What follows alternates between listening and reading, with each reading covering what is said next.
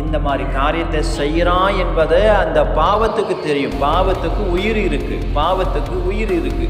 நீ ஒரு பாவம் செஞ்சு இன்னைக்கு மறிச்சான், அதுக்கு பிறகு உன்னுடைய பிள்ளைகள், உன்னுடைய சந்ததிகள், தலைமுறைகளுக்குள்ளே அந்த பாவம் கடந்து போகும்.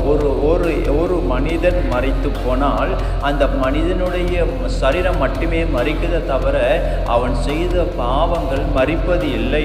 அந்த பாவத்துக்கு முடிவு இல்லை, பாவத்துக்கு முடிவே கிடையாது. ஏன் என்று சொன்னால், நீ செய்த பாவங்களும் அக்கிரமங்களும் துணிகர செயல்களும் அடுத்த ஜெனரேஷன், அடுத்த தலைமுறையை தொடரும், அடுத்த பிள்ளைகளை தொடரும், அடுத்த குடும்பத்தை தொடரும். அப்படியே வாழ்க்கையில் தொடர்ச்சியாக இந்த பாவங்கள் ஓடிக்கொண்டே இருக்கும். நம்ம செம்மையாக நினைக்கிறோம், நம்ம பாவம் பண்ணிட்டோம், அது நம்மளுக்கு பாவமாக தெரியும். ஒருத்தவங்களை ஏமாத்துறோம்னு வச்சுக்கோங்களேன், அது ஏமாத்துறது அது பாவமாக தெரியாது.